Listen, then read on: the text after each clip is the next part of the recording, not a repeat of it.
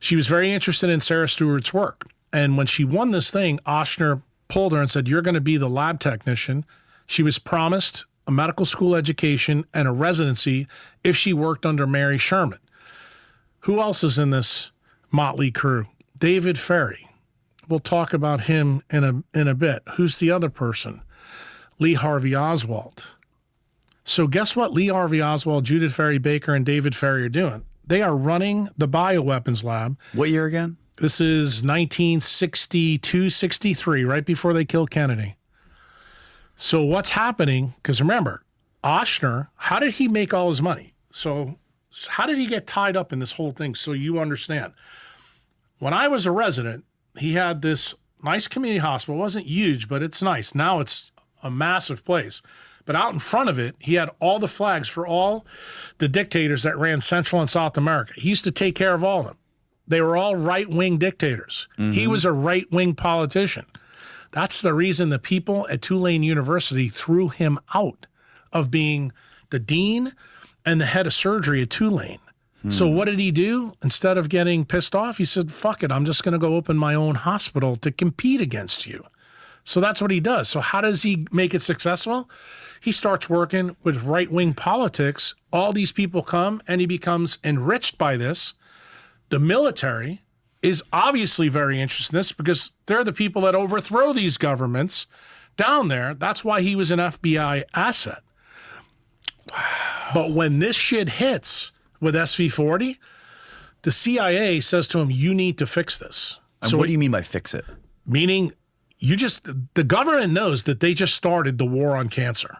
Like they gave the world cancer at record rates overnight. Did they know this was going to happen? Absolutely, because guess who told them? Sarah Stewart. Okay. She was the world expert that worked for the government. And when she heard what they did, she said, you need to hire Mary Sherman. You need to put both of us on this project, and we need to do this in clandestine fashion. In fact, the day that David Ferrie gets killed, Sarah Stewart's lab book was found by Jim Garrison. This is a very interesting story, my friend. Now you can start to see why this is all really intertwined. So what did they mean when they said you need to fix the SV40 problem? Meaning there has to be something that you can get that out of the genetic code. Okay. So what do? The CIA goes straight to the delegation in the United States Senate that controlled money at that time. Do you know who all of them were? All the people in Louisiana. How do you like that? This is Huey P. Long's son, who's a state senator. Hale Boggs, remember he was on the Warren Commission? Yep. Hale Boggs is the head of the Appropriations Committee. So magically, Ochsner gets a Linac delivered to the U.S. Public Health Hospital that's across the street from Children's Hospital on Henry Clay Boulevard. And it's standing up in a building that is only 3 stories from the street, but it goes 3 stories down in the ground. And this thing is standing up like you would see a nuclear weapon like in the Planet of the Apes, the first version. Yeah. There's 6 targets that are pointing at the Linac, okay? They start using small little mammals with the polio virus injected, and they start zapping it with all different levels of radiation to see if they can eradicate it. Mm-hmm. This should not sound crazy to you because that's exactly what oncologists do today, right, to tumors? Mm-hmm. But guess where the problem lies? What did the oncologist, what did Sarah Stewart and Mary Stewart and the motley crew find? The more they irradiate it, the more lethal the SV40 became. In other words, it caused unbelievable cancer, and it happened like that. So these tests kept going on. And then what happens? 1959. Castro comes in. And you know that the FBI and the CIA, all that stuff that you've already talked with Ian Carroll about, and, well, who's the other guy? Martyr Maid, Yeah, I haven't talked to him.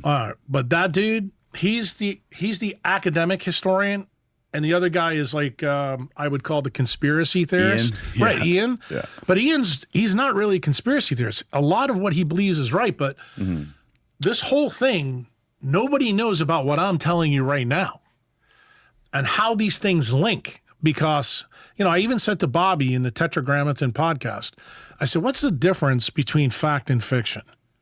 Fiction has to make sense. The story that I'm telling you right now, because I can see in your face, you're like, dude, this is the craziest story ever. I've never heard any of this stuff before. No, you won't, because I told you. Do you think the YouTube stuff that you're going through now is bad? Do you think what, the World Economic Forum and what Fauci's done is bad? Bro, you have no fucking idea. And that's the reason I'm telling you, I was wise to this when COVID came. Because I know this story. I lived it. It was in the beginning of my residency. And I asked questions. That's all I did. I want to know why we had a Linac. I want to know what's going on in this polio story. And then I said, I want to know why the primate lab was moved from LSU and Tulane, and now it's sitting across the lake in Cummington, Louisiana. Well, I got the answer through this story. Now I know the reason why. So what happens is Mary Sherman is radiating the fuck out of these mice. They would bring the mice to Judith Ferry Baker, who would homogenize it with Ferry and Lee Harvey Oswald. Lee Harvey Oswald was just the runner, going back and forth. And they had to have a front for him and Judith Ferry Baker. What was the front? They worked on the coffee factory on Canal Boulevard. So just so you know, did I do my homework on this? I had Judith Ferry Baker at my house on July 4th, 2020, with the freaking receipts of them two working together. It's published in her book, but I didn't believe her. I said, yeah. They were working together, and he was an asset in this program. Why?